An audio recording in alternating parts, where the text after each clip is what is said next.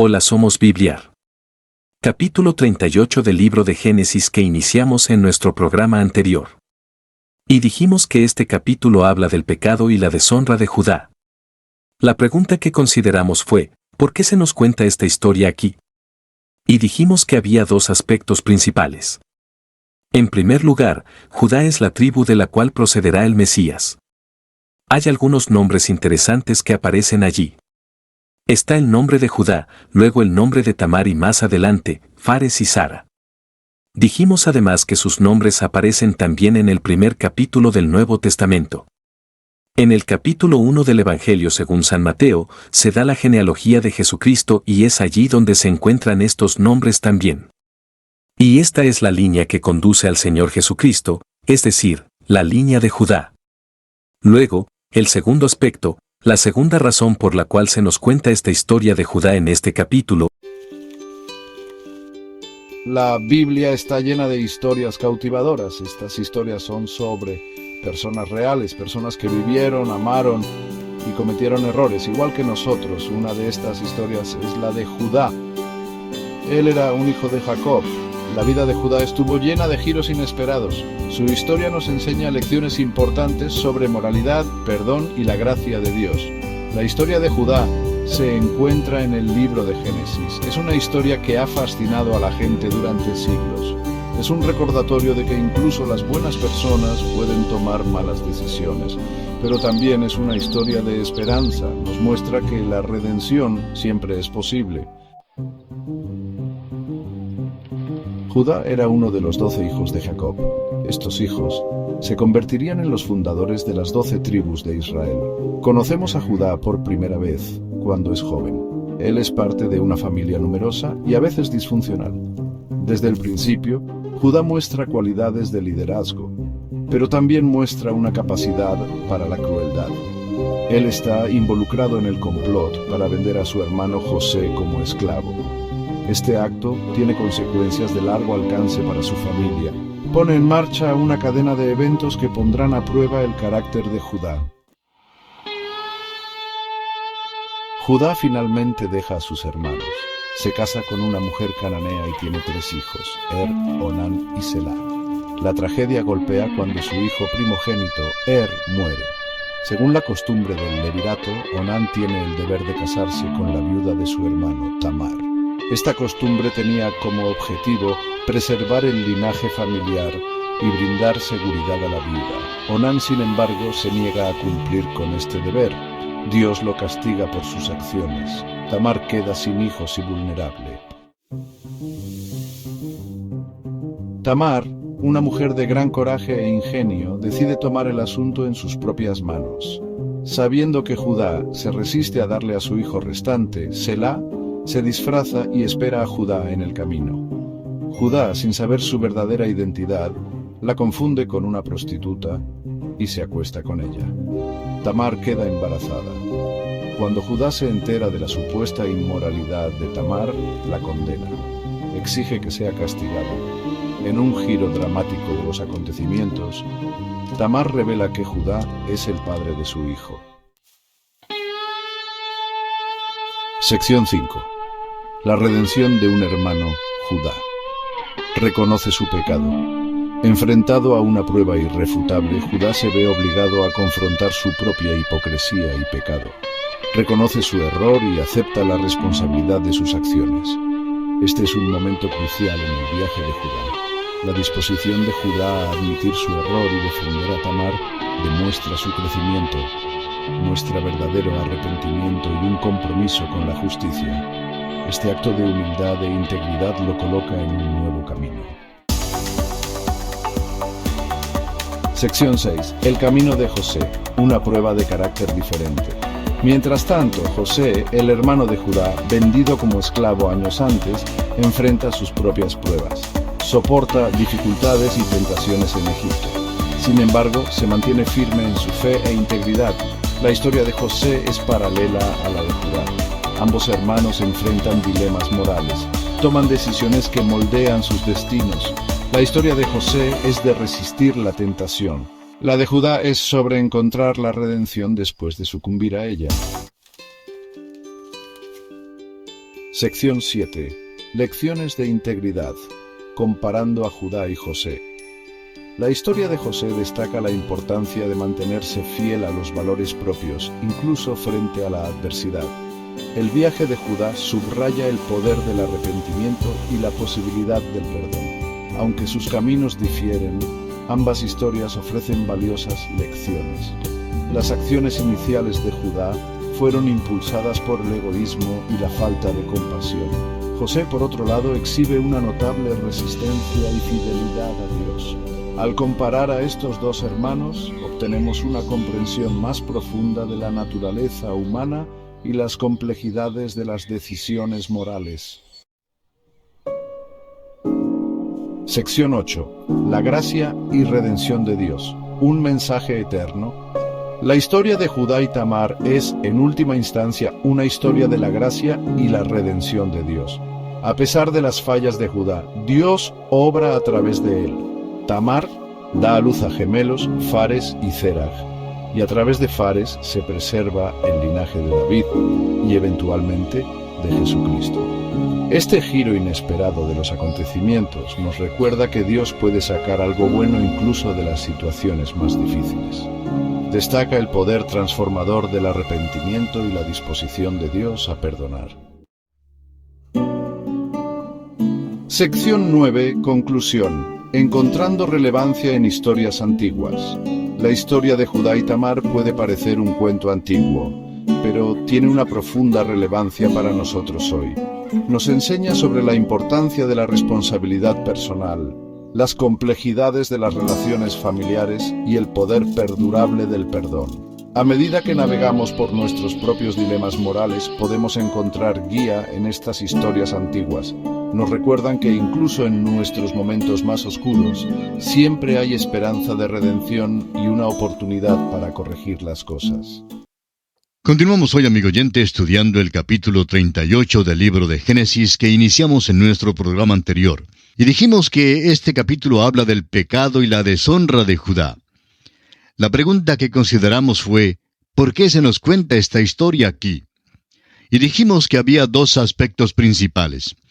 En primer lugar, Judá es la tribu de la cual procederá el Mesías. Hay algunos nombres interesantes que aparecen allí.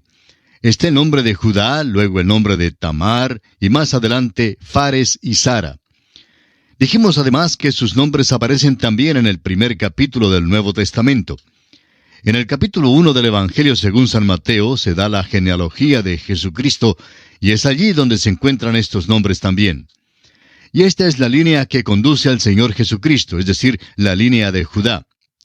Luego, el segundo aspecto, la segunda razón por la cual se nos da o se nos cuenta esta historia de Judá en este capítulo, es porque, comenzando con el próximo capítulo, bajamos hasta la tierra de Egipto con José. Y notaremos más adelante que Dios arregló las circunstancias para que José fuera delante de sus hermanos y de su padre hasta Egipto. En realidad, Dios le envió allí a preparar el camino para la llegada de los israelitas. Parece ser un encuentro fortuito de circunstancias, incluyendo el hambre que se nos narra más adelante. Pero todo fue arreglado por Dios para sacarlos de Canaán por un tiempo.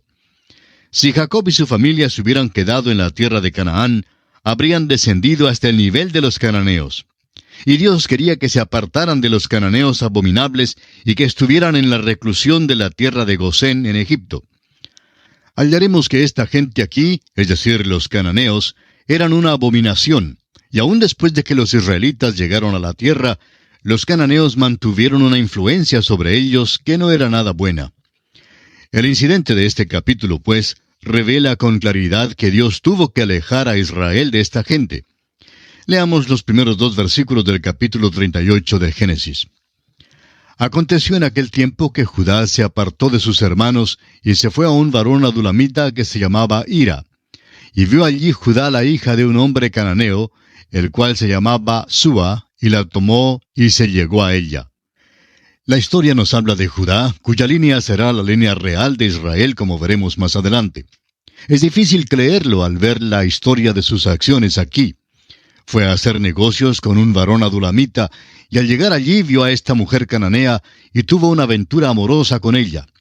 Y el versículo 3 dice, y ella concibió y dio a luz un hijo, y llamó su nombre Eso es exactamente lo que este hombre Judá había hecho. Había errado, había pecado. Y ahora, en los versículos 4 al 6 de este capítulo 38 de Génesis leemos: concibió otra vez y dio a luz un hijo, y llamó su nombre Onán. Y volvió a concebir y dio a luz un hijo, y llamó su nombre Sela. Y estaba en Quesib cuando lo dio a luz.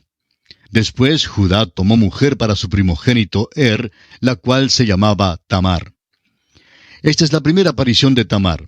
Así entra en la genealogía de Cristo. Ahora mire usted a esta familia. Está cargada de pecado. Leamos los versículos 7 al 10. Y el primogénito de Judá, fue malo ante los ojos de Jehová, y le quitó Jehová la vida. Entonces Judá dijo a Onán: llégate a la mujer de tu hermano, y despósate con ella, y levanta descendencia a tu hermano. Y sabiendo Onán que la descendencia no había de ser suya, sucedía que cuando se llegaba a la mujer de su hermano, vertía en tierra, por no dar descendencia a su hermano. Y desagradó en ojos de Jehová lo que hacía, y a él también le quitó la vida. Esto nos recuerda la hora presente cuando hay tanto énfasis en el sexo. Los hijos de Jacob también pusieron énfasis en eso. Por cierto que Judá le puso mucho énfasis. Leamos ahora el versículo 11 de Génesis capítulo 38. Y Judá dijo a Tamar su nuera: quédate viuda en casa de tu padre, hasta que crezca Sela mi hijo, porque dijo: no sea que muera él también como sus hermanos. Y se fue Tamar y estuvo en casa de su padre. Ahora era la costumbre de aquel día que cuando un hombre moría, su hermano debía casarse con la viuda. Onán rehusó hacerlo y por eso Dios le quitó la vida. Judá entonces le dice a Tamar que se quede en la casa de su padre y espere hasta que su último hijo tenga edad suficiente. Ahora los versículos 12 y 13 dicen: pasaron muchos días, y murió la hija de Súa, mujer de Judá. Después Judá se consoló, y subía a los trasquiladores de sus ovejas en Timnat, él y su amigo Hira el adulamita. Y fue dado aviso a Tamar diciendo: he aquí tu suegro sube a Timnat a trasquilar sus ovejas. Al parecer el negocio que Judá tenía con el adulamita que se llamaba Hira tenía que ver con la cría de ovejas, y deben haber tenido un tremendo rebaño juntos. Judá va pues a trasquilarlas. Mientras tanto, Tamar, su nuera, había esperado todo este tiempo en casa, y llega a la conclusión de que Judá no le dará a Sela por esposo.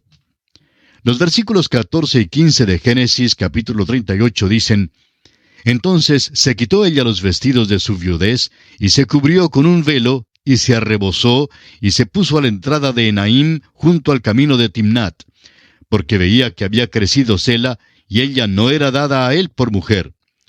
Y la vio Judá, y la tuvo por ramera, porque ella había cubierto su rostro. Ahora Sela es el tercer hijo de Judá, el que Judá había prometido a Tamar. Ya ha crecido. Tamar entonces toma acción y se quita los vestidos de su viudez. Se sienta a la orilla del camino con el rostro cubierto, según la costumbre de las rameras de aquellos días. Veamos lo que sucede ahora en los versículos 16 y 17. Y se apartó del camino hacia ella y le dijo: déjame ahora llegarme a ti, pues no sabía que era su nuera. Y ella dijo: ¿qué me darás por llegarte a mí? Él respondió: yo te enviaré del ganado un cabrito de las cabras. Y ella dijo: dame una prenda hasta que lo envíes. Tenemos aquí un cuadro de Judá. Había inducido a la mujer cananea. Ahora hace lo mismo con Tamar. Este es un cuadro bastante oscuro y una historia muy fea la que tenemos aquí. Judá creía que ella era ramera. Ella vio la oportunidad de sacarle ventaja, y eso es exactamente lo que hizo. Veamos ahora lo que ocurre según los versículos 18 al 23 de este capítulo 38 de Génesis. Entonces Judá dijo: ¿qué prenda te daré? Ella respondió: tu sello, tu cordón y tu báculo que tienes en tu mano. Y él se los dio, y se llegó a ella, y ella concibió de él. Luego se levantó y se fue, y se quitó el velo de sobre sí, y se vistió las ropas de su viudez. Y Judá envió el cabrito de las cabras por medio de su amigo, el adulamita, para que éste recibiese la prenda de la mujer, pero no la halló. Y preguntó a los hombres de aquel lugar, diciendo: ¿dónde está la ramera de Enaim junto al camino? Y ellos le dijeron: no ha estado aquí ramera alguna. Entonces él se volvió a Judá y dijo, no la he hallado. Y también los hombres del lugar dijeron, aquí no ha estado ramera. Y Judá dijo, tómeselo para sí, para que no seamos menospreciados. He aquí yo he enviado este cabrito y tú no la hallaste. Judá se encuentra ahora en una posición bastante difícil. Buscan por todo el pueblo a la ramera, pero no la pueden encontrar. El versículo 24 revela el resultado de la acción de Judá. Sucedió que al cabo de unos 3 meses fue dado aviso a Judá diciendo, Tamar tu nuera ha fornicado, y ciertamente está encinta a causa de las fornicaciones. Y Judá dijo, sacadla y sea quemada. Ese es Judá. Aquí tenemos el criterio moral de 2 caras. Amigo oyente, Dios no aprueba estas cosas de ninguna manera. Esta historia se relata aquí en la palabra de Dios, pero de ninguna manera significa que Dios lo aprueba. Él no quería que su pueblo se portara así, y Dios lo desaprueba. Ellos se están portando exactamente como los cananeos, y por eso Dios va a apartarlos de esta tierra y los va a llevar a la tierra de Egipto. Allí Dios los va a separar y los va a aislar en la tierra de Gosén para alejarlos de esta influencia tan terrible. Este episodio revela la necesidad de que Dios haga eso. Judá está portándose de una manera que es indecible por lo malo. El caso es que Judá está más presto a ver el pecado en alguien más, pero no puede notarlo en sí mismo. Nos recuerda de aquella vez cuando Natán fue donde David y le contó la historia del hombre que tenía la corderita. Cuando Natán dijo que el rico llegó y se la llevó, David estuvo pronto a condenar al rico. David reaccionó exactamente como Judá reacciona aquí. David dijo que el rico era digno de muerte. Natán entonces le declaró que David mismo era ese hombre. Es muy interesante que todos podemos ver con tanta claridad el pecado en otras personas, pero no podemos notarlo en nuestro propio ser. Ahora, la acusación contra Judá es realmente doble. Su pecado en sí mismo es terrible, pero además fue con su propia nuera. Esta es la manera en la cual vivían los cananeos. Nosotros creemos que estamos en una revolución sexual en nuestros días y que hay una nueva libertad sexual. Amigo oyente, por siglos los paganos han tenido libertad sexual. Eso es parte del paganismo, y esa es la razón por la cual todos vivían tan vilmente. Esa es la razón por la cual fueron juzgados y quitados de la escena. Los cananeos han desaparecido. Dios los ha juzgado. Y eso debe constituir un mensaje para cualquier persona. Sin embargo, parece que muchas personas, aún entre los cristianos, no toman en cuenta este mensaje. Ahora, ¿le parece extraño que este capítulo esté en la Biblia? Se encuentra en la Biblia, amigo oyente, como una advertencia para nosotros. Se relata en la Biblia para hacernos saber que Dios no lo aprobó. Y explica por qué Dios sacó a Israel de esta tierra para llevarlos a Egipto. Ahora note usted lo que sucede cuando Tamar es traída a la presencia de su suegro. Leamos los versículos 25 y 26. Pero ella, cuando la sacaban, envió a decir a su suegro, del varón cuyas son estas cosas, estoy encinta. También dijo, mira ahora de quién son estas cosas, el sello, el cordón y el báculo. Entonces Judá los reconoció y dijo, más justa es ella que yo, por cuanto no la he dado a Sela mi hijo. Y nunca más la conoció.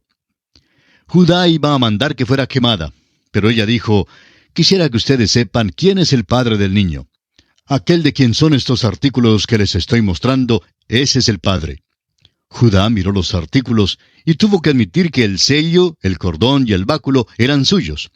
Esto fue algo muy repulsivo aún para Judá. Pero así vivían los cananeos.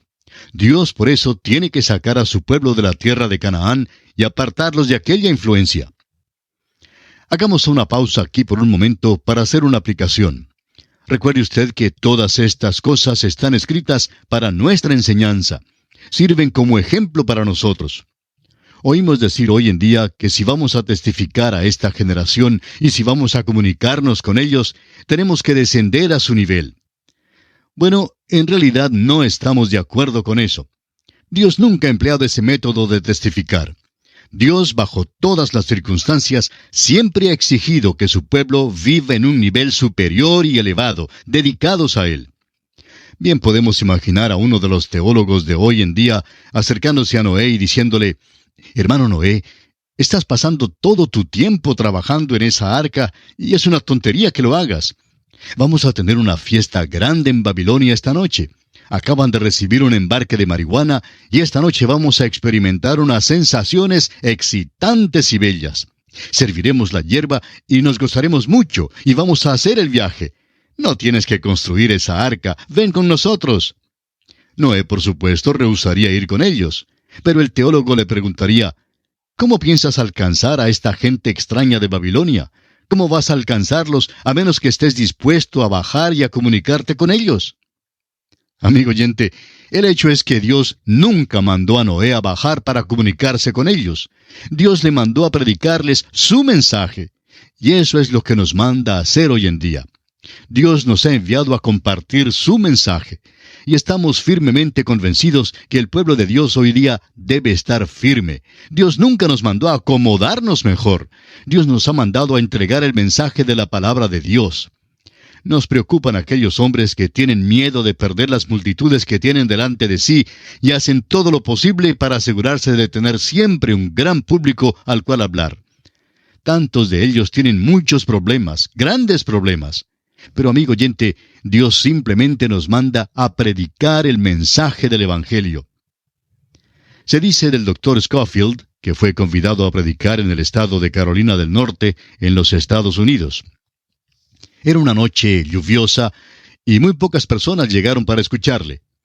El pastor de la iglesia sintió la necesidad de disculparse ante el Dr. Scofield. Se le acercó y le dijo que sentía muchísimo que solo unas pocas personas hubieran llegado para escuchar a un hombre de la capacidad del Dr. Scofield. El Dr. Scofield respondió al pastor, «Mi señor tuvo solamente 12 hombres con quienes hablaba, y siendo que él tuvo solamente 12 hombres y nunca se quejó, ¿quién soy yo para quejarme con solo pocas personas para hablarles?» Amigo oyente, hay una lección grande que nuestra generación debe aprender. Tantas personas piensan que el culto, el servicio tiene que ser grande y que debe haber multitudes inmensas, porque de lo contrario, Dios no está ahí. Es posible que Dios nos haya llamado a testificar a unos pocos hombres solamente. Creemos que si somos fieles en publicar la palabra de Dios, esto tendrá su efecto. Ciertamente producirá resultados. Bueno, Judá seguramente hizo un buen trabajo en comunicarse con los cananeos. No pudo haber descendido a un nivel más bajo que ellos. Y mire usted lo que sucedió. Resultó en tragedia. Leamos ahora los versículos 27 al 30 de este capítulo 38 de Génesis. Y aconteció que al tiempo de dar a luz, he aquí había gemelos en su seno. Sucedió cuando daba a luz, que sacó la mano el uno, y la partera tomó y ató a su mano un hilo de grana, diciendo, «Este salió primero». Pero volviendo él a meter la mano, he aquí salió su hermano, y ella dijo, «¿Qué brecha te has abierto?» Y llamó su nombre Fares. Después salió su hermano, el que tenía en su mano el hilo de grana, y llamó su nombre Sara.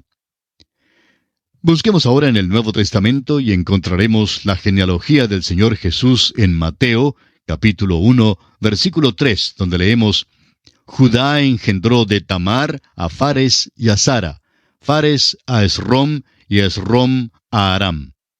Esta línea es la que condujo a Booz y luego a David y finalmente a Cristo. Y así concluye el capítulo 38 de Génesis. Y entramos en el capítulo 39. Notaremos aquí que José es una persona muy diferente a Judá.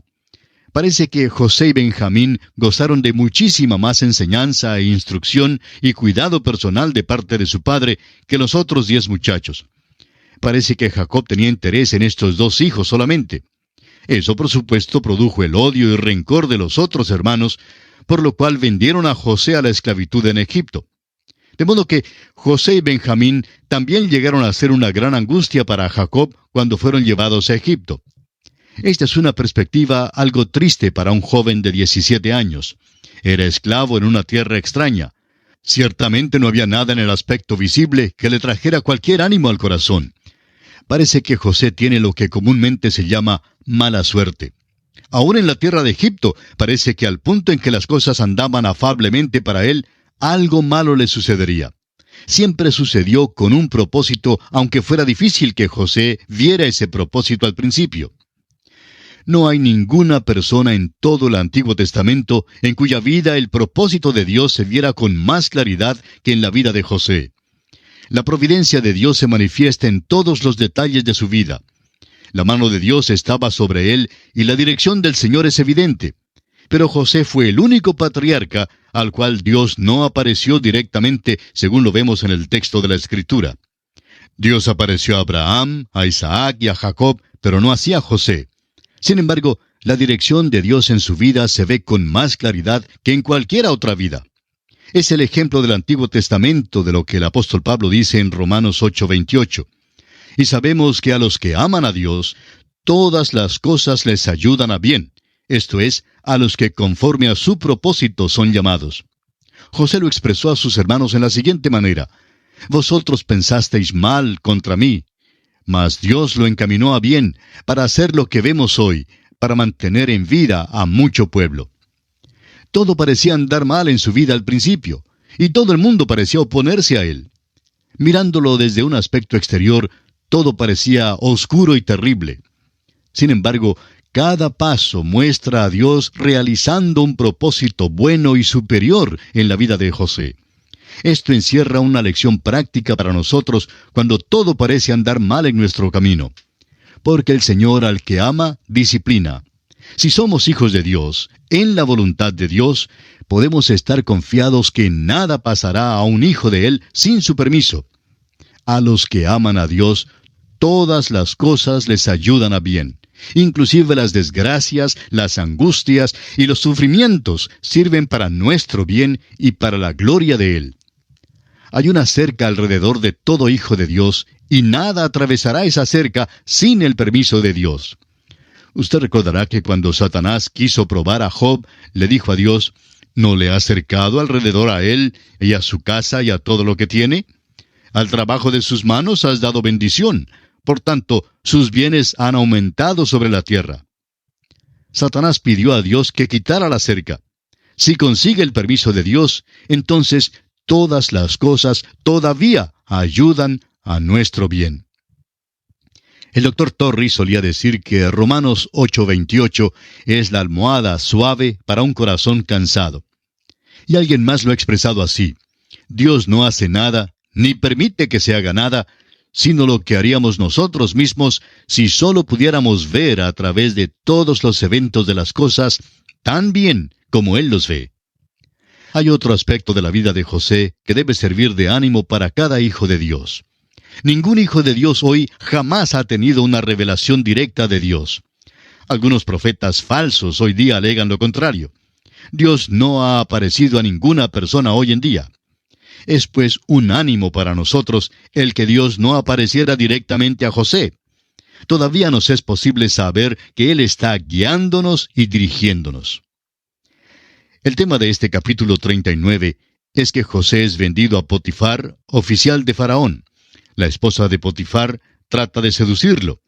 Al resistir José, ella inventa algo contra él, haciendo que él fuera echado en la cárcel. Leamos el primer versículo de Génesis capítulo 39. Llevado pues José a Egipto, Potifar, oficial de Faraón, capitán de la guardia, varón egipcio, lo compró de los ismaelitas que lo habían llevado allá. Este joven buen mozo de 17 años sería un premio como ayudante y esclavo en el mercado. Fue comprado por Potifar, quien era capitán de la guardia. Es decir, era un militar, formaba parte del alto mando, un oficial eminente. Y tan pronto como José entró en la casa de Potifar, se nota que el Señor está con él. La bendición entró en esa casa cuando José entró. El versículo 3 revela cómo Dios bendecía a José. Y vio su amo que Jehová estaba con él, y que todo lo que él hacía, Jehová lo hacía prosperar en su mano. Esto suena bien. Hasta aquí todo va bien. Y cuánto quisiéramos añadir que todos vivieron felizmente. Pero no sucedió así. Así es la vida, así es la realidad. El Hijo de Dios se encontrará con tentaciones, dificultades y problemas en este mundo. Y esto es lo que sucederá a José. Amigo oyente, continuaremos considerando este capítulo 39 en nuestro próximo programa Dios mediante, y confiamos que usted nos vuelva a sintonizar. Será pues hasta entonces, que el Señor le bendiga, es nuestra ferviente oración.